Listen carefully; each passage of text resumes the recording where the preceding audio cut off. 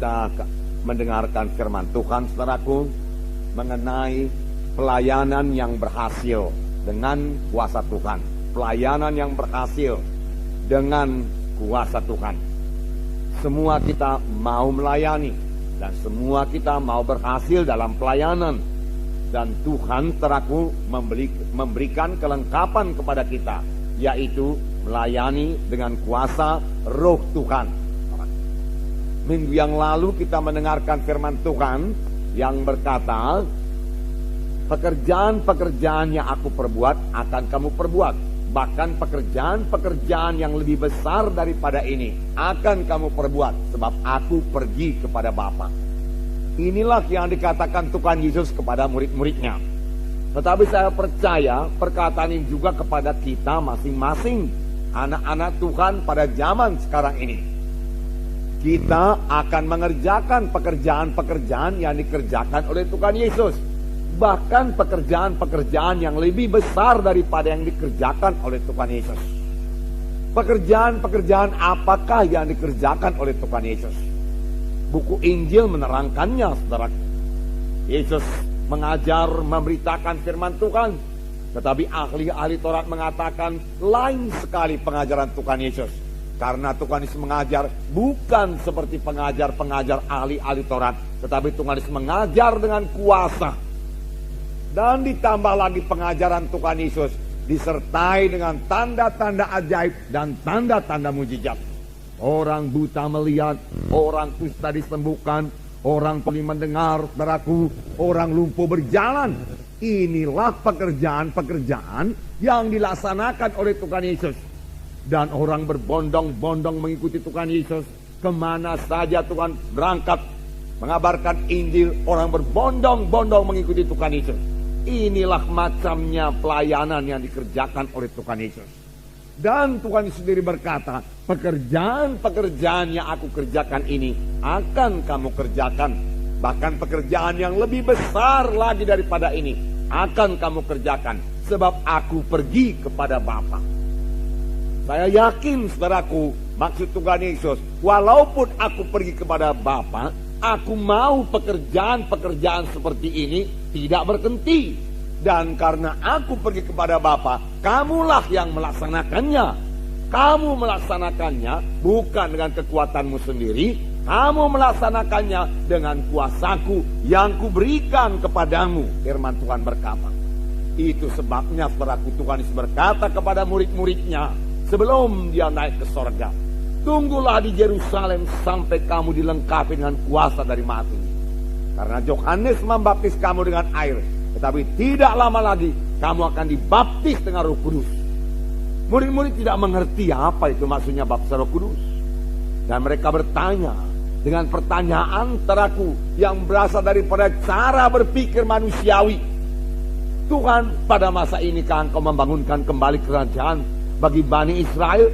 Tuhan Yesus menjawab, bukan itu yang kumaksudkan. Bahkan engkau tidak perlu mengetahui masa dan ketikanya yang hanya diketahui Bapa di sorga. Tetapi kamu akan beroleh kuasa kelak. Kamu akan beroleh kuasa kelak apabila Roh Kudus turun ke atas kamu. Dan kamu akan menjadi saksi bagiku di Yerusalem, Yudea, Samaria, hingga sampai ke ujung bumi. Kamu akan beroleh kuasa.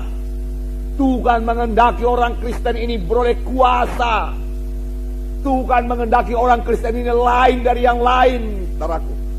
Tuhan memberikan kuasa kepada kita.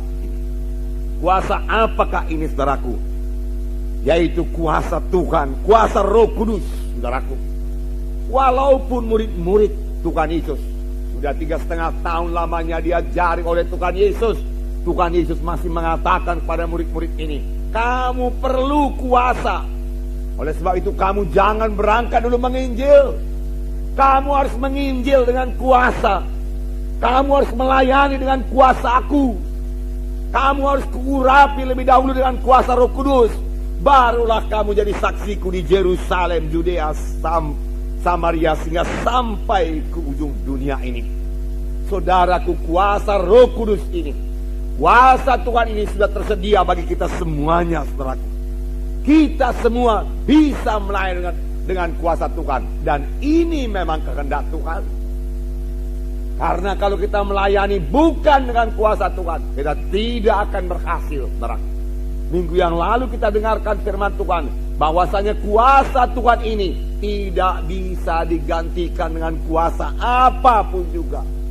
Kuasa Roh Kudus tidak bisa diganti dengan kuasa apapun juga, dengan metode apapun juga. Saudaraku, tidak bisa mengambil tempat kuasa Roh Kudus ini, saudaraku. Dan kalau kita melayani dengan kuasa Roh Kudus, kita akan beroleh hasil yang sama seperti yang diperoleh oleh Tuhan Yesus, seperti yang diperoleh oleh murid-murid, seperti yang dipunyai oleh sidang pertama yang melayani dengan kuasa Roh Kudus. Hasilnya juga luar biasa. Kita akan membaca Kisah Rasul pasal 4, bagaimana sidang pertama yang berhasil melayani, dan mereka melayani dengan kuasa Tuhan. Di sini kita melihat, saudaraku, pelayanan Petrus dan Yohanes dengan kuasa Tuhan, hingga 5.000 orang bertobat, saudaraku. Dan ini menyebabkan, saudaraku, imam-imam besar, ahli-ahli Taurat, tua-tua orang Yahudi, saudaraku, marah semuanya dan melarang Petrus dan Yohanes untuk mengabarkan Injil. Tetapi dan Yohanes berkata, tidak mungkin bagi kami untuk berhenti mengabarkan Injil. Petrus dan Yohanes menang menghadapi tantangan-tantangan itu semua. Kita melihat pelayanannya yang berkuasa, pelayanan Petrus dan Yohanes yang berkuasa, karena diurapi oleh Roh Kudus. Puji Tuhan, luar biasa kuasa Tuhan. Kita melihat, saudaraku, pelayanan Petrus dan Yohanes yang sangat berhasil, saudaraku. Dan nanti akan kita lihat bahwasanya mereka ini melayani dengan kuasa Tuhan. Mereka penuh dengan Roh Tuhan.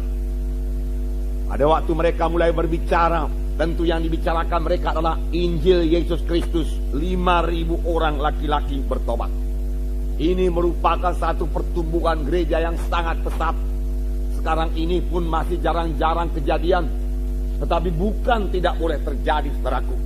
Bahkan ini harus terjadi, saudaraku. Dalam satu hari 5.000 orang bertobat, saudaraku.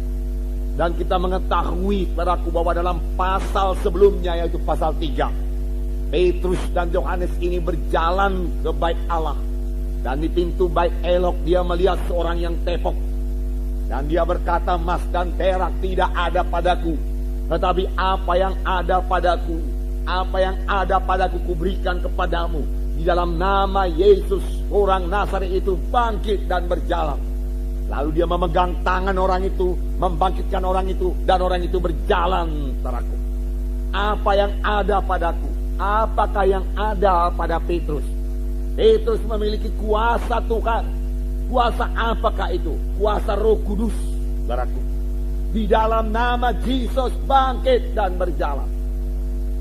Lalu, saudaraku, orang-orang dalam bait Allah menjadi heran. Lalu Petrus memberitakan Injil yang sebahagian kita dengar dalam pasal 4 ini. Dan akibatnya 5.000 orang bertobat. Sidang pertama sama sekali tidak punya gedung gereja, saudaraku. Tidak, saudaraku.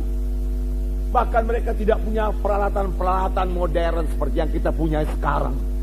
Tetapi satu perkara yang pasti, mereka memiliki kuasa Roh Kudus di dalam hidup mereka dan di dalam pelayanan mereka.